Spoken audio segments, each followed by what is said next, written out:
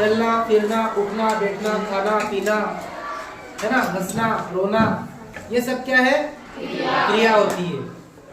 और क्रिया से क्या पता चलता है? किसी कार्य के होने का पता चलता है। तो क्रिया की भी विशेषता बताने वाले शब्द होते हैं, पता है आपको?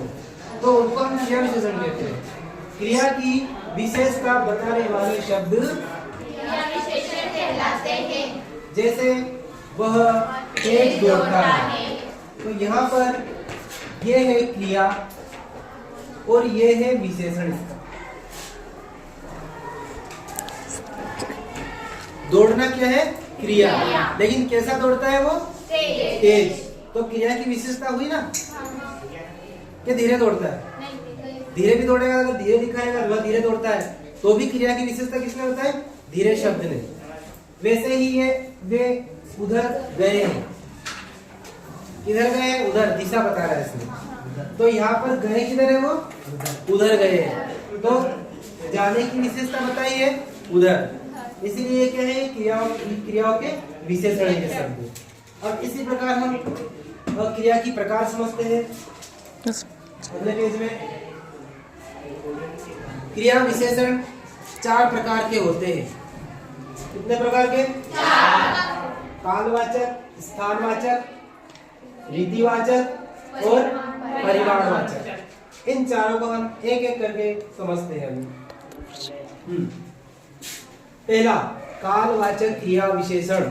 काल से आप समझ गए होंगे, काल मतलब समय, जिसमें समय का पता चलता है। मतलब क्रिया की विशेषता ऐसे शब्द बताते हैं जो समय का बोध कराते हैं। इसमें किसी कार्य के होने के समय का भी पता चलता है और क्रिया की विशेषता पता चलती है। तो वो क्या होगा? कालवाचक क्रिया विशेषण होगा।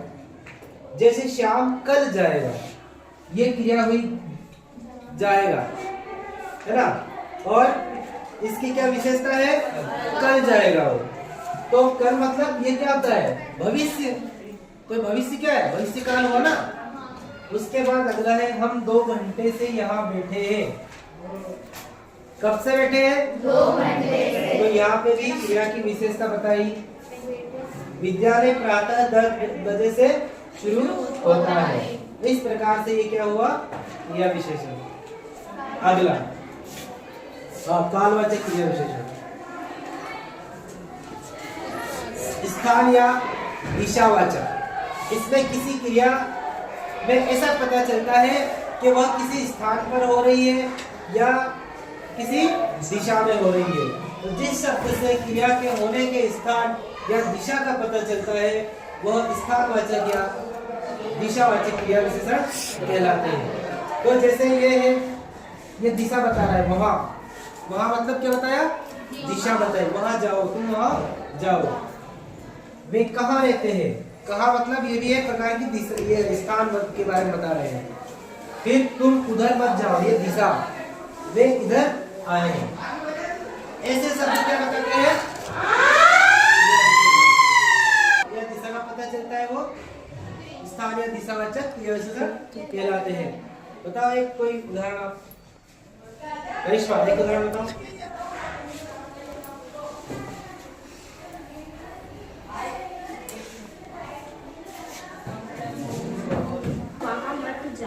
हाँ, तुम वहां मत जाओ।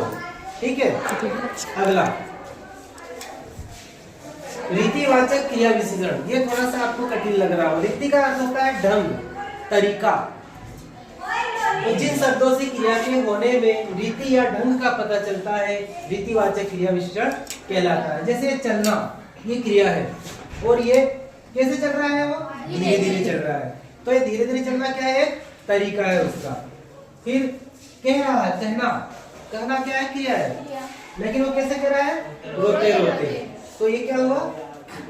रीतिवाचक। ये ढंग है उसका कहने का, बोलने का ढंग, कहने का ढंग, चलने का ढंग। ये सभी क्या है? एक रीति है, एक तरीका है। वह जल्दी जल्दी स्कूल गया। समझ में आया? कैसे गया? जल्दी जल्दी। तो ये क्या हुआ? और ऐसे रीतिवाचक क्रिया विशेषण ऐसे रहते हैं, जोड़े में रहते हैं, धीरे धीरे, रोते रोते, जल्दी जल्दी, हंसते हंसते, खाते खाते। ये सभी रीतिवाचक क्रिया विशेषण वाले शब्द हैं। अगला और अंतिम परिमाण वाचक क्रिया विशेषण, जो शब्द क्रिया के होने में मात्रा परिणाम का बोध कराते हैं, परिमाण वाचक विशेषण कहलाता है। जैसे यहाँ पर पूरा भरा हुआ, फुल, ये क्रिया है। और कैसी है? ट्रक पूरा भरा हुआ है।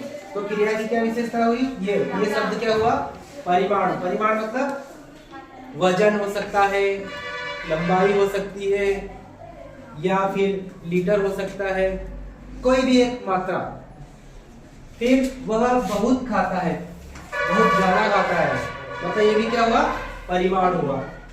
वह तेज दौड़ता है, हम कुछ काम कर रहे हैं, कुछ मतलब थोड़ा, तो ये भी क्या हुआ? परिमाण हुआ।